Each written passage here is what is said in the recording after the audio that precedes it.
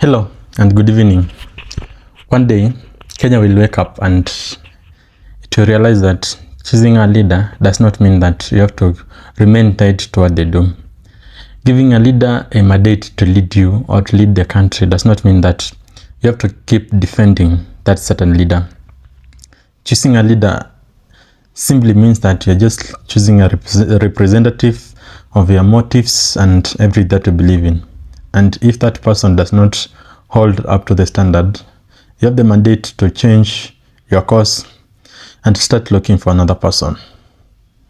Welcome to my political commentary. Today, we are going to look at some of the sentiments that have been said by the ODM people. The people from ODM are saying that they want the government to be divided into fifth going into 2027. If you know about what is happening, ODM and UDA are going to form a coalition, or maybe they are purporting to be trying to form a coalition. That means ODM and UDA are going to remain in broad-based government going into election in 2027. So ODM, being one of the biggest political parties in Kenya, disregarding the part of the Kenyan Sifuna that went away, it means that when they join forces with UDA, they are aiming at getting back into the government as broad-based government. So one of the demands that they have is that when they get into the government, they are going to get fifth of the government. That is, half of the government will go to ODM, another half will go to the UDA. My question would be, what would be the difference between what the ODM is telling UDA to do and what Gachagua was saying by saying that tuko na shares and kama ni sisi tulikuweka kwa gava lazima tupate chenye we are fighting for, ama the reason we are putting it there. So ODM is saying that when they get into the government, is broad-based government in 2027, first they want to get the deputy president position. They are saying that they are floating Oparanya, Oparanya to become the deputy president. That would deputize Bwana William Ruto, because when they look at how things are going, they want ODM to be part of the leading or the co-heads of this country. That is, when the debates or when the leadership is being secured or divided among the political parties, ODM should get that position, and that position would be the deputy president of this country. They want all the decision to be made between the UDA and ODM. So I would ask again, is it really wise for people to divide the government amongst themselves, disregarding other people? Because when you remember, Kenya is a multi-party political state, whereby we have more than two political parties in the country. We have ODM, we have UDA, we have Wiper, we have Karo's party, we have DCP, and so many others.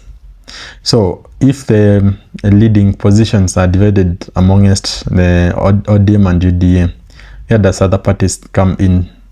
Or does it mean other parties have to disown their values for them to be accommodated in the broad-based government? That's a question that we should ask ourselves.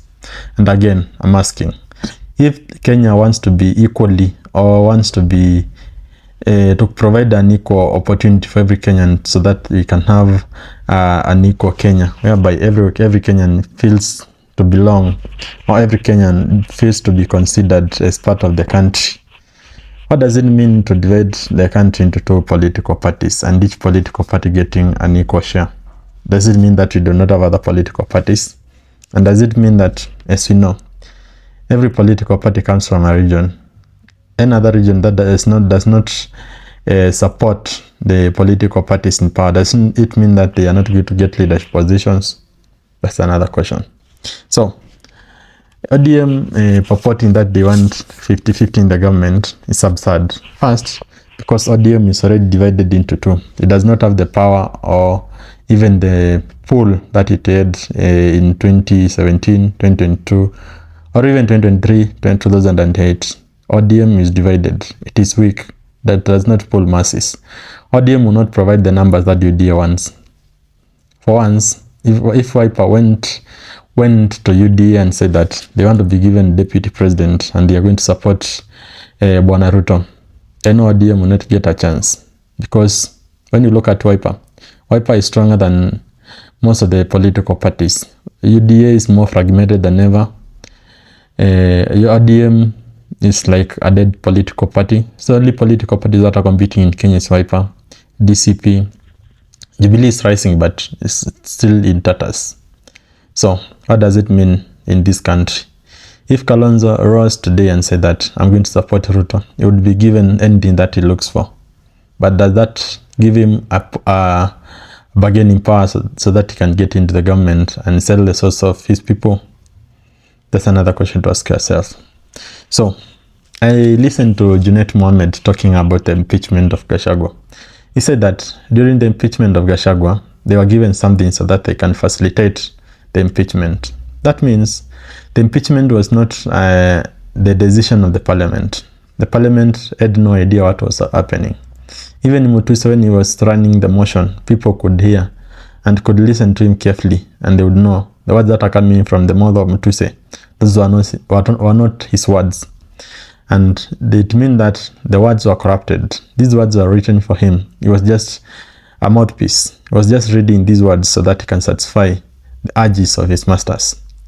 So when you're impeaching someone as a parliament, and the words that you're reading in the parliament, on the floor of the parliament are written to you, does it mean that the people that you're representing do not have anything to be represented for?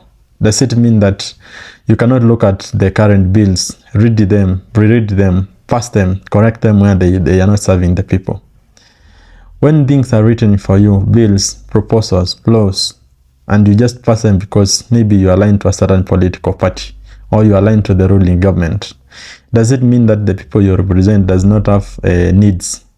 Because for one, as I said, when you get into the government, does not mean that you're going to represent your bosses. If you get into the parliament as a member of parliament allied to UDA, does not mean that everything that comes from the president or the ruling party or the UDA leader, you should always be passed. It means that you can question some of the policies that have been peddled by that political party. That means liberty. That means democracy. That means serving your people. Because if something does not serve your people, it means that it is hurting them. For instance, let us take the tea levies that were introduced. If the people of Mount Kenya who allied to the UDA say that the tea levies were correct, the people from Kericho who rely on the tea plantations for them to survive or to earn a living, they said that they are going to support UDA because UDA is their political party. Does it mean when they are hurting or they are paying these extra levies for their tea to be sold, does it mean that they are happy, or does it mean that they are getting returns on their investment? Does it mean that they are not hurting? But when these MPs see these policies and they see they are coming from the president, the leading party leader, that is the UDA leader, Bwana William Ruto, they say, okay, this is our leader. We do not have to argue with him. We are going to give him whatever he wants so that he can lead this country into hell or wherever they think this country is being led to. These people do not question the ideas that are being peddled by the government. They just question whatever the opposition is doing. That's why people like Cherargei, when they look at Bwana Gachagua and whatever he's saying, when he's saying that Usuguze Murima, he's saying that as a Mount Kenya kingpin, I don't want people to meddle in the business of Mount Kenya. When you removed me as a deputy president, you withdrew the support of Mount Kenya. But does that really mean that when Gachagua was thrown out of the government, Mount Kenya, all of Mount Kenya was thrown out of the government? That's a question that we should ask ourselves. First, Gachagua coming out of the government or being impeached does not mean that Mount Kenya was impeached. Of course, most of the CSs, PSs, and senior leaders in the government and in parastatus come from Mount Kenya. That does not mean that Mount Kenya is controlling the country. It just means that Mount Kenya has better people to lead. Regardless, Mount Kenya is one of the populous tribe in the country.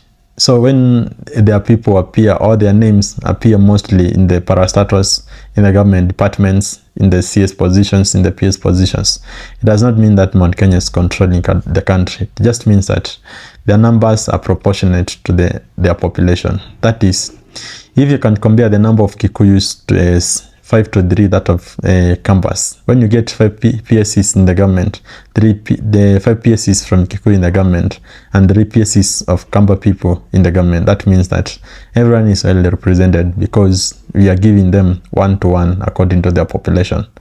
That is just fair.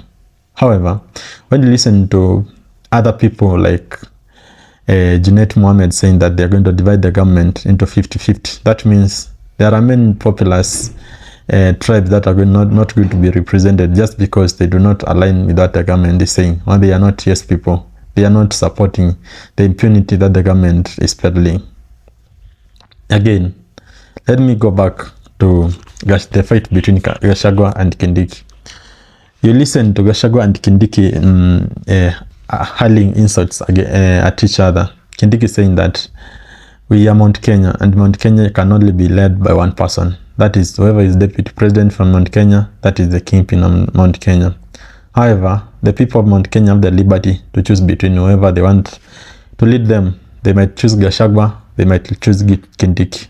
Whoever they choose does not incriminate them, just makes them liberal people. People know what they want. People know who they can choose when they want to choose and however they want to choose. So if the people of Mount Kenya choose Kindiki, does not mean that they are dumb. Does not mean that they are supporting the government. Just means that they have made a choice. When these people go to Gachagua, does not mean that these people hate the government or they are running from the government because Gachagua is impeached. So Mount Kenya is running.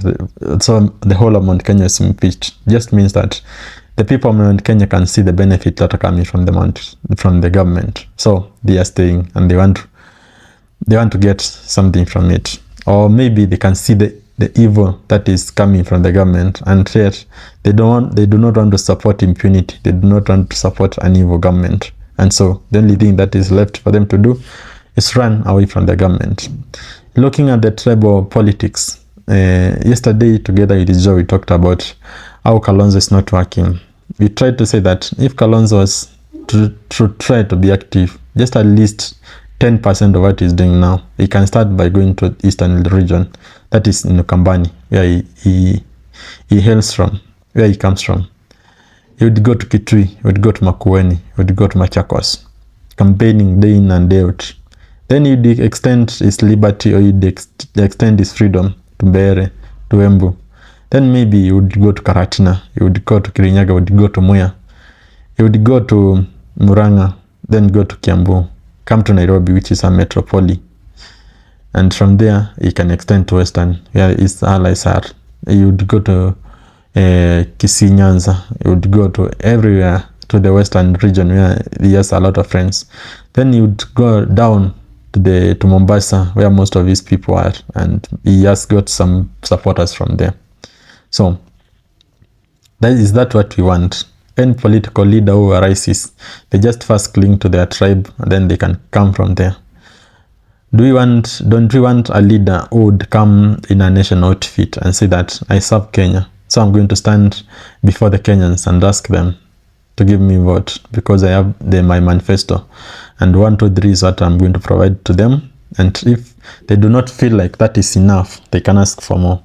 And if the MPs in the parliament, they do not think that I'm doing enough, they can impeach me, and I'm going to accept gracefully because as a servant of the people, I want to give the people whatever they want. So if whatever I'm giving is not enough, I can always step down and watch as people grow. Because when you look at developed countries like in the Europe, in the UK, when a leader is deemed insufficient, its political party calls on him.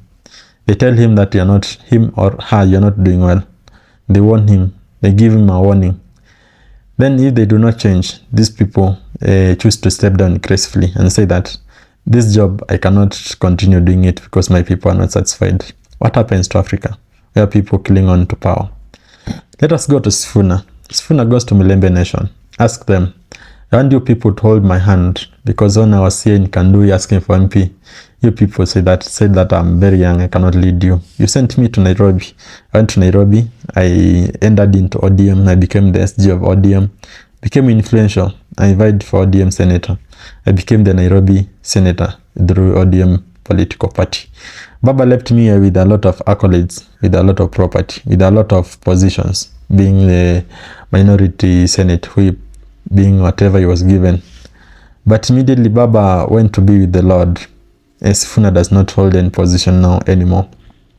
He has no power apart from just being the Senate of Nairobi, which is one of the most powerful counties in the country.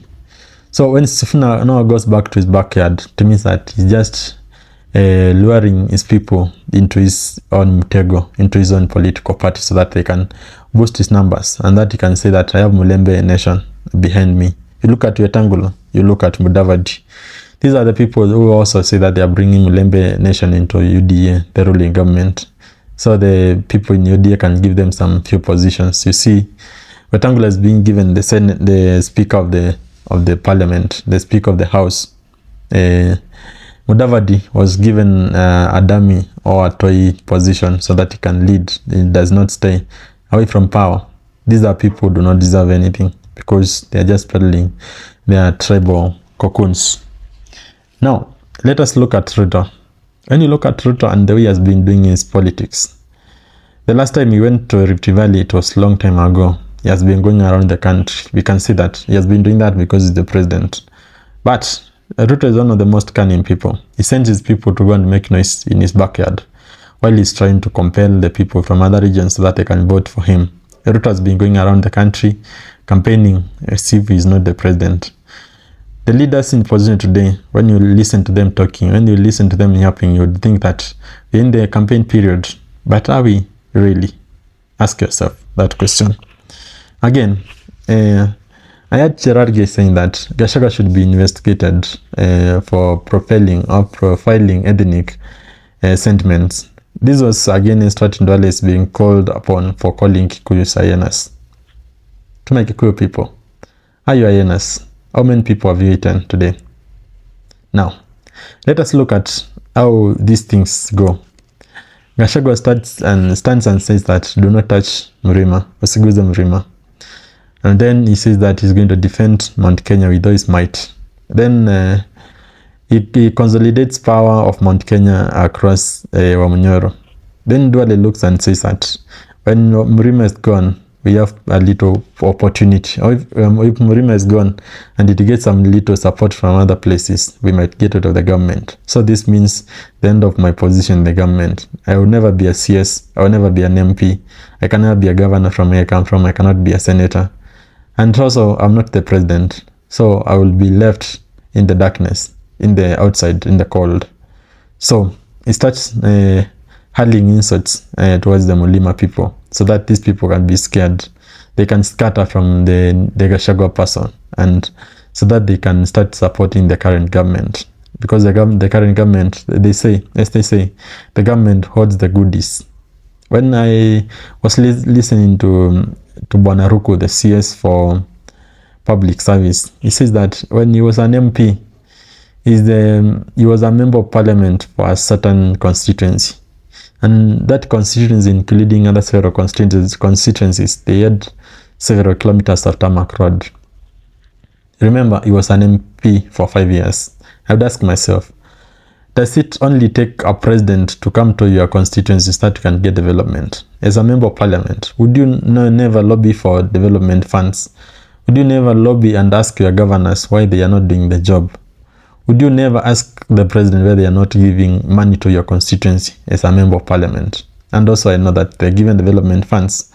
Where do they take those funds? That's a question that we should ask ourselves, and ask it extremely seriously, because these people do not listen to just empty talks. We should ask them with a lot of seriousness, because when they do not, if they are not asked with seriousness, they will never take us serious. So to Cherargei, to Ndwale, to Gachagua, and then another person who thinks that leaning towards a tribe will give you a milestone or will give you sympathy votes. Shame on you. Unite Kenyans. Let Kenyans speak with one voice. Because someone said he went to Berlin. When he was walking, he met with someone from Garissa. I think that person was from Rima. And he said, beyond the borders of this country, Kenyans speak in one language. They castigate politicians in the same voice. They talk about how Kenya is faring. They talk about the bad things in the country and how they can change the country. So we want that kind of voice to come back to the country so that we can talk about it. That's why I started by saying that when you choose or when you vote for someone, it does not tie you to defend that person to death. Just gives you a mandate for you to castigate them, talk about them more, to give them hard time so that they can serve you. Because if they do not, people are going to say, you give us that leader, so deal with it. That's not a good saying for anyone who voted for a leader who is underperforming.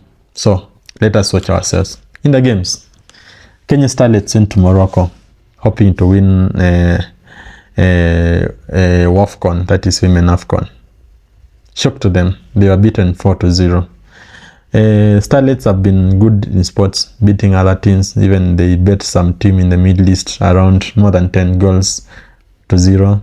So they went to Morocco with high spirits, but they are coming back with their heads looking down or with their necks bowing. I hope that they are going to lift their spirits and compete in the upcoming sports or the upcoming games, and at least secure some spot in that game, because you want to watch them play better and better going forward. Another stories, you heard about Lironi Mau Summit. This is the road that connects Nakuru, Eldoret, Kisumu to Kisumu. That is a highway that Ruto and his government are planning to expand. This road was started by Uhuru, but when Ruto came in, he canceled that project and said that it was not designed the right way. He had to refund around 7 billion to the French companies that were given that contract. So Ruto gave that contract to Chinese firms, saying that they are going to build it using the PPP, that is private-public partnership, saying that this one is a way of borrowing money from the private firms without necessarily putting them into the public debt. So these people are going to build the roads and they are going to toll it until they return their money. So Kenyans are mandated to pay 6 shillings per kilometer that they drive on that road. However, Kenyans looking at what happened during the Kibaki time. Kibaki built Thika Road, he built Mombasa Road without tolling any of those roads. Now they're asking, why is Ruto tolling these roads? I'm not here to defend the government, but I would ask one thing. Let us say you are living in an economy whereby you have borrowed to every corner of the world. Then someone says that, now I'm going to volunteer myself to be feeding you, but at some point you start paying me when you get power. When I complete a certain project, you are going to start paying me. Then this person supports you to survive. Would you take it or leave it? This is what is happening. Kenya has borrowed itself to death. So if we do not look for other ways of raising these revenues, we are going to suffer a lot. And things like roads, stadiums, and other development projects are not going to happen. So turning to PPP, if they are managed correctly, people are going to get better development at an affordable price, or even at a better terms, because these things are things that we're going to pay slowly. And the returns depends on how much these people are going to do business in those projects that they are doing. So first, they're going to do businesses. They are going to do projects that they think they're going to do business for them. They are doing projects that they know that is they are going to return. So for Lironi Mau Summit, I've been on that road severally. And what I can say is that let the road be completed so that people can enjoy the ambience, can enjoy the speeds that they want, so that people can enjoy traveling instead of just surviving on the road. That road is bad. So we need that development. Please. Those of cases in the court, I hope that those cases are not going to stall the progress of that road, because that road is needed just like yesterday. If it happened during the Kenyatta's time, that would be better. But since it never happened, let us try to give it some kind of pass, or just allow it to be completed. Then we can start arguing about other things when the concrete is on the road. On the other news, there were 8 people who were arrested in Uasin Gishu. These people are carrying counterfeit fertilizer. You heard that during the time of certain CS mythical in Turi, people were selling donkey feces, others are selling stones, others are selling just black charcoal. People made a lot of noise until mythical in Turi was chased away from the Minister of Agriculture. Now we can see there are sharp boys, sharp girls, just sharp people who want to tap into different dimensions. They want to feed from the people's sweat. You can imagine planting a whole plantation, 10 acres of your maize. Then the fertilizers that you buy, you find that those are stones. So when you're adding fertilizer to your shamba, you're adding stones. Will your maize really grow? Are you going to get a return on investment, or are you going to start suffering from the mistakes of other people? So these people were caught, were arrested, and I think these people should be punished severely, because first, they are not just doing that to benefit themselves. They are disadvantaging innocent Kenyans. Imagine if Kenyans bought those sacks and sacks of stones or counterfeit fertilizer, then they do not produce. They would start blaming rains. They would start blaming climate change. They would say that their shambas are not doing well. And yet, the kind of fertilizer they are given was not correct. So what do we do as a country? We should punish those people so that they can stand and watch, and so that others also can learn from the mistakes of their fellows. Dear Kenyans, let us look at what we do while we are trying to do business with each Kenyan. I was watching news and I saw a Kenyan get into a salon, produce a shotgun, point it into the ceiling, and tell people the ladies in that salon to produce their phones, and he took the money that they were contributing. The owners of the salon said that the 50,000 shillings that was taken was a loan that was about to be given to the ladies. We are saying we want to empower women. Why are we taking from them? Why should we steal from women whom we are struggling and trying as much as we can to empower them? Is it really that men have been neglected? Or is it really that our country is becoming loose? Or is this thing coordinated from above? Should we ask ourselves so many questions? Should we look at what we should do? Should we look for ways of defending ourselves? Should we be like Americans, whereby everyone can wield a weapon, so that when you're attacked just like that, you can just withdraw your weapon and neutralize the danger that is coming towards you? And again, I would ask, how much security do we need? How many policemen do we need to control this kind of people? Because if this uprising continues, this country is not going to be the same again. Kenya has been known as a country with a lot of peace, with no cases of impunity, and yet we have started seeing people wielding guns, going into the clubs, going into hotels, going to salons, and taking whatever belongs to people by force.